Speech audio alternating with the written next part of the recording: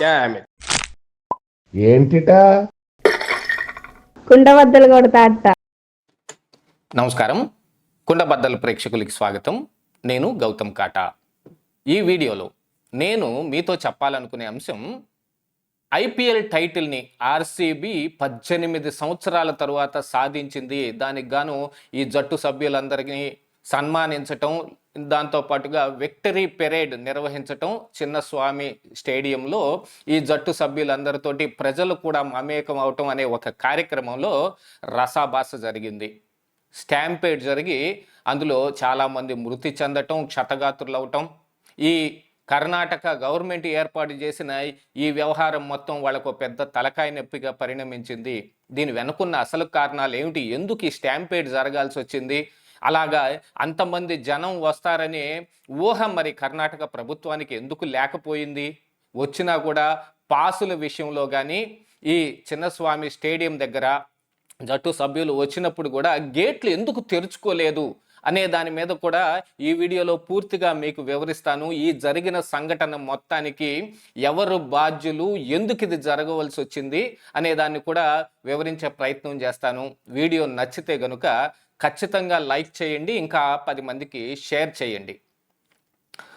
ఈ IPL టైటిల్ని RCB చాలా సంవత్సరాల తర్వాత 18 సంవత్సరాలు వెయిట్ చేసి బెంగళూరుకు ఒక తలమానికంగా ఉండే ఈ టైటిల్ని సంపాదించి పెట్టారు అనే కారణానికి కర్ణాటక గవర్నమెంట్ ఈ జట్టు సభ్యులందరినీ సన్మానించడానికి విధాన సౌదాలో ఒక కార్యక్రమం ఏర్పాటు చేసింది.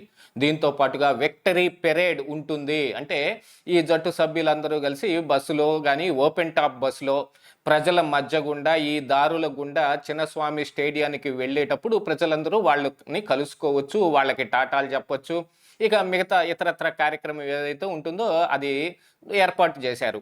ఇక దీంతో పాటుగా ప్రజల్లో కూడా ఉన్న ఒక ఎమోషన్, చాలా సంవత్సరాల తర్వాత ఆర్సీబీ ఈ టైటిల్ కొట్టడం ప్రతిష్టాత్మకంగా కర్ణాటకకి తలమానికంగా ఉండే టైటిల్ అనే విధంగా భావిస్తూ ప్రజలందరూ కూడా 1,00,000 మంది ఈ పెరేడ్లో పాల్గొంటారు అనే ఊహ కర్ణాటక గవర్నమెంట్ చేసింది. కానీ అంతకంటే అనూహ్యంగా కేవలం యువత మాత్రమే కాదు, మధ్య వయసు మహిళలు కానీ వృద్ధులు కానీ వాళ్ళు కూడా చాలా ఉత్సాహంగా ఇందులో పెరేడ్లో పాల్గొనడానికి అందరూ రోడ్ల మీదకి వచ్చేశారు. కానీ బెంగళూరులో ఉండే ట్రాఫిక్ నిబంధనలు, అత్యంత ఘోరమైన ట్రాఫిక్ బెంగళూరులో ఉండటం, వీటన్నిటిని చూసుకున్న తర్వాత విధాన సౌదాలో వీళ్ళకి ఈ జట్టు సభ్యులకి సన్మాన కార్యక్రమం అయిపోయిన తర్వాత విక్టరీ పెరేడ్ని క్యాన్సిల్ చేసుకోవాల్సి వచ్చింది కర్ణాటక ప్రభుత్వం. కానీ ఆ విషయాన్ని ప్రస్ఫుటంగా క్రిస్టల్ క్లియర్గా ప్రజలకు చేరవేసే ప్రయత్నం అయితే చేయలేదు. విధాన సౌదా నుంచి మరి చిన్నస్వామి స్టేడియానికి మధ్యలో ఉండే ఈ ట్రాఫిక్లో వీళ్ళని తీసుకొని రావటం, ఈ విక్టరీ పెరేడ్ని క్యాన్సిల్ చేశాము అనేది అక్కడక్కడ వస్తున్నప్పటికీ కూడా పెరేడ్ ఉంటుంది అని కొన్ని ఛానల్స్లోనూ, పెరేడ్ ఉండదు అని కొన్ని ఛానల్స్లోనూ రావటంలో అంతా గందరగోళం నెలకొంది. దీంతో రోడ్ల మీద ఉండాల్సిన చాలామంది ఒకవేళ క్యాన్సిల్ అయితే కనుక వీళ్ళు డైరెక్ట్గా చిన్నస్వామి స్టేడియం దగ్గరకు వస్తారు కాబట్టి అన్నీ అక్కడ కలుసుకునే అవకాశం కోసం ప్రజలందరూ ఆ చిన్నస్వామి స్టేడియం దగ్గరికి ఎక్కువ మొత్తంలో చేరిపోయారు. పాసులు ఉన్న వాళ్ళని మాత్రమే ఉంచటం, మిగతా వాళ్ళని వెళ్ళగొట్టడం అనేది పోలీసులకి అవుట్ ఆఫ్ కంట్రోల్, అది వాళ్ళ చేతుల్లో ఉండే అవకాశమే లేదు అంతమంది ఇక్కడికి వచ్చినప్పుడు. కానీ ఇందులో క్లారిటీ ఇవ్వాల్సిన ప్రభుత్వం మాత్రం క్లారిటీ మిస్ అయిపోయింది. ఎందుకంటే ఈ విక్టరీ పెరేడ్ని అనౌన్స్ చేసింది కూడా ప్రభుత్వమే. కానీ బెంగళూరు ట్రాఫిక్ని దృష్టిలో పెట్టుకుని ముందుగానే ఏం చెయ్యాలి అనే కార్యక్రమం ఏదైనా చేపట్టుంటేనో, మరి ట్రాఫిక్ని క్లియరెన్స్ చేయటం కోసం ఖచ్చితంగా ఈ విక్టరీ పెరేడ్ నడపటానికి ఆ రోడ్లన్నింటినీ ఖాళీగా పెట్టడం కోసం వాళ్ళు ఏం ప్రయత్నం చేయలేదు. చివరి నిమిషంలో క్యాన్సిల్ చేసేస్తే అది ఇక చిన్నస్వామి స్టేడియం దగ్గరికి అనూహ్యంగా చాలామంది అక్కడికి చేరిపోవటానికి, ఈ జట్టు సభ్యుల్ని కలుసుకోవటానికి ప్రజలందరూ అక్కడ గుమ్మిగొట్టడం జరిగింది. అలాంటి ఆ సమయంలో మరి ఈ ఆటగాళ్ళందరూ అక్కడికి వచ్చినప్పుడు తొక్కిసలాట అనేది చాలా సర్వసాధారణంగా జరుగుతుంది.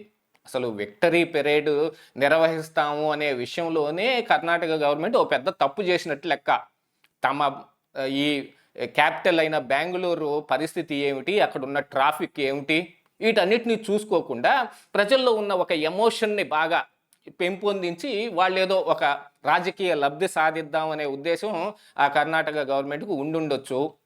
ఇక మరి విధాన సౌదాలో వీళ్ళందరికీ సన్మాన కార్యక్రమం అయిపోయిన తర్వాత మరి చిన్నస్వామి స్టేడియంకి ఈ మధ్యలో ఉన్న ఈ గందరగోళంలో ఎక్కువ మొత్తం చిన్నస్వామి స్టేడియం దగ్గరికి ప్రజలు చేరిపోవటం, ఇక దానికి తగ్గ చర్యలు ప్రజల్ని అక్కడి నుంచి వెళ్ళగొట్టడం అనేది పోలీసుల వల్ల అయ్యే పని కాదు.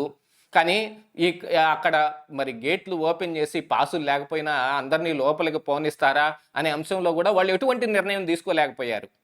ఒక చిన్న గేటుని ఓపెన్ చేసి దాని గుండా ఆటగాళ్ళని వరకు తీసుకెళ్లే ప్రయత్నం చేశారు అని అంటే ఇక్కడ మరి ఈ పోలీసు వ్యవస్థ కానీ కర్ణాటక గవర్నమెంట్ కానీ ఎంత పెద్ద తప్పిదం చేసిందో అక్కడే అర్థం చేసుకోవాలి.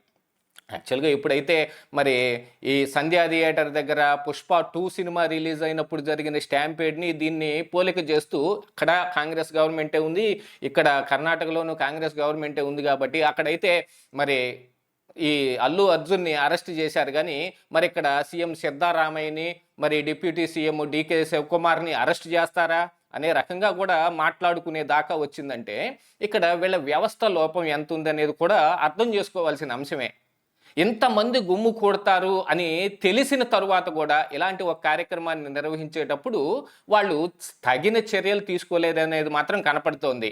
ఇక్కడ కప్పు కొట్టాము, విక్టరీ, దీన్ని మరి కాంగ్రెస్ గవర్నమెంట్ దగ్గరుండి కొట్టించింది అని చెప్పుకోవాలనే ఒక ఆశ దుగ్ధ మరి ప్రభుత్వంలో ఉండొచ్చేమో, వాళ్ళు మాత్రం ఇక్కడ చర్యలు తీసుకునే అంశంలో మాత్రం చాలా పెద్ద తప్పిదమే చేశారు. దీంతో పాటుగా ఇంకా తొక్కిసలాట, ప్రజల్ని ఎవ్వరు ఆ ఎమోషన్ని కంట్రోల్ చేయలేరు. కానీ ఇక్కడ ప్రజలు కూడా అర్థం చేసుకోవాల్సిన అంశం ఏమిటి, ఇలాంటిది ఏదైనా ఒకటి జరిగినప్పుడు ఈ ప్రభుత్వాలు సరిగా చర్యలు ఉండవు అనే విషయాన్ని గుర్తుపెట్టుకుని వాళ్ళందరూ కూడా సంయమనం పాటించాల్సిన అవసరం ఉంది.